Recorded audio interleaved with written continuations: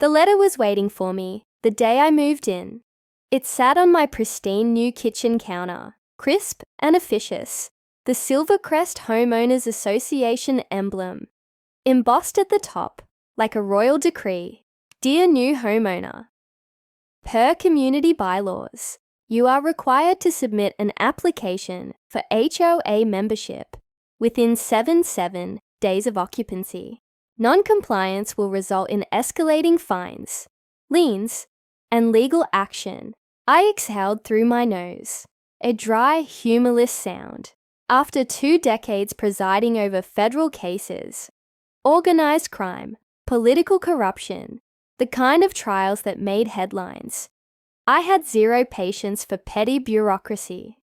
I'd bought this house precisely because it sat just outside the gated labyrinth of Silvercrest, a modern cedar and glass retreat nestled against the woods. No manicured lawns, no obnoxious rules about mailbox colors, no power-tripping HOA board breathing down my neck, or so I thought. 3 days later, the knock came. The man on my porch wore the uniform of suburban authoritarianism, a navy polo, pressed khakis, a clipboard clutched like a scepter. His smile was all veneer. Judge Eleanor Voss, Greg Holloway, president of the Silvercrest HOA. We haven't received your paperwork. His tone was syrup over steel. I crossed my arms. That's because I'm not submitting any. His eye twitched. Membership isn't optional. All residences within community boundaries must comply. I checked county plats before closing. My voice stayed calm, the same tone I used when defense attorneys tried to bullshit me. My property line ends 6 feet short of your jurisdiction. I don't belong to your association. The veneer cracked. This lot has always been part of Silvercrest. If you refuse to cooperate, I do. I shut the door in his face. The letters started the next morning. First, a violation notice for my unapproved wildflower garden, then a fine for my non-conforming gravel driveway. By week's end, a threat to place a lien on my property for willful non-compliance.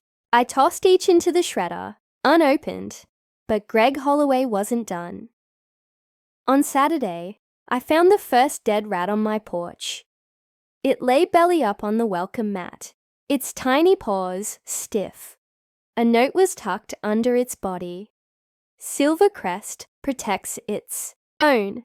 I stared at it, my pulse steady, the same icy focus I'd honed in court settling over me. This wasn't about rules anymore. It was a declaration of war, and I never lost in court. The dead rat was only the beginning. By Monday, my trash cans had vanished. On Tuesday, a Silvercrest security truck parked across my driveway, its smug yellow lights flashing. When I called the company, the dispatcher sniffed. Homeowners Association. Says you're not authorized for services. I smiled, hung up, and dialed the county sheriff. 10 minutes later, the truck screeched away, its driver red-faced under the deputy's glare. But Greg Holloway's retaliation was just warming up. The lawsuit arrived by certified mail. Silvercrest, HOA vs. Eleanor Voss. A frivolous claim that my blatant disregard for community standards was depressing property values. I skimmed the legalese, lips curling. Amateur hour. The plaintiff's attorney, one Dennis Flaherty, had clearly never argued before a federal bench. His case was built on zoning technicalities, so flimsy I could have shredded them in my sleep. But Greg wasn't after a legal victory. He wanted to bury me in paperwork until I broke. I fought back the only way that mattered. Motion to dismiss, with prejudice. The courthouse was half empty when I strode in, my heels clicking like a metronome. Flaherty, a pasty man with a too-tight collar, blinked at me from the plaintiff's table. Then he saw the judge's name on the docket. Hon. Eleanor Voss. His pen clattered to the floor. I didn't recuse myself. Why would I? The law was clear, and I knew every syllable by heart. 23 minutes later, Flaherty slunk out, his case annihilated. But outside, Greg Holloway waited, his face a thundercloud. "You think you're clever," he hissed. "But this isn't over." I leaned in, close, enough to smell his cloying cologne. "Threatening a federal judge is a felony. Gregory, tread carefully." His jaw clenched. I walked away, the hairs on my neck prickling. That night, I dreamed of fire. I woke choking on smoke, flames clawed up the bedroom walls, heat searing my lungs as I stumbled to the window. The glass burned my palms as I shoved it open, tumbling onto the dew-soaked grass, just as the roof collapsed inward. Sirens wailed in the distance. Neighbors gawked from their manicured lawns. And there, at the edge of the crowd, stood Greg Holloway, watching, smiling. The fire chief's voice cut through the haze. "Ma'am, this wasn't an accident. Someone set this blaze." I wiped soot from my face. My pulse steady, cold. Game on. The acrid stench of charred timber clung to my clothes as I stood in the ruins of my home. Fire investigators picked through the wreckage, their flashlights cutting through the pre-dawn gloom. "Definitely arson," the lead investigator confirmed, holding up a melted gas can. "Doused the foundation and lit it. Amateur job. Lucky you woke up." Lucky? No, I'd spent 20 years listening to criminals lie under oath. I knew malice when I smelled it, and Greg Holloway reeked of it. I didn't go to the police, not yet. Instead, I called him, the one person who owed me a favor big enough to burn bridges over. "Christ, Ellie," growled Marcus Decker, my old law school rival turned FBI deputy director. "You couldn't just get a noisy neighbor like normal people." Within hours, Silvercrest's financial records bled across my laptop screen. The HOA's books were a joke. Discrepancies in maintenance funds, unexplained cash withdrawals, and, most deliciously, Greg's brother-in-law, a local fire inspector, had signed off on every Silvercrest safety check for years, including the one 3 days before my house burned. I traced my finger over the digital signature. Got you. The next HOA meeting was held in a church basement. Apparently, even tyrants needed Jesus on their side. Greg stood at the podium, preening over some new bylaw about unauthorized shrubbery. His smugness evaporated when I stepped into the fluorescent light. Gasps rippled through the room. "Ms. Voss," Greg spat, recovering fast. "Here to finally pay your fines." I smiled. The click of dress shoes echoed behind me as 2 FBI agents in crisp suits flanked the exit. "Actually," I said, "I'm here to serve notice." I dropped a stack of papers on the table. Subpoenas. For every board member, for Greg's brother-in-law, and with poetic symmetry, for the HOA's entire financial history. Greg's face turned the color of spoiled milk. "You can't." "Federal investigation," I corrected. "Public corruption, wire fraud, conspiracy to commit arson." I leaned in, close enough to watch his pupils dilate. "Oh, and Greg, I'll be presiding." The room erupted.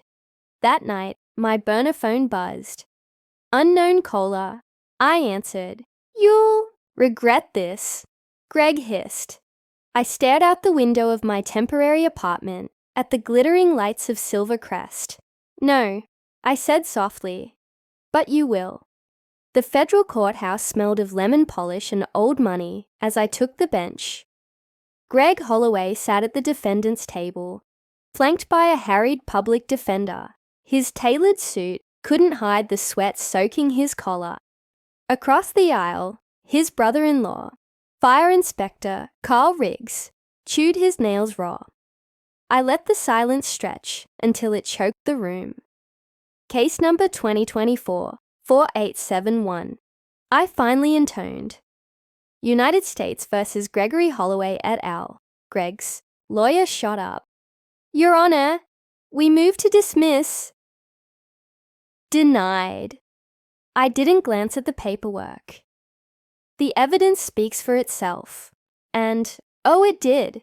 The FBI's forensic accountant took the stand first. 16 unexplained cash withdrawals, totaling $87,000. She testified, pointing to highlighted HOA records. All authorized by Mr. Holloway on the same day's contractors, reported never being paid. Greg's knee bounced under the table. Then came the fire marshal.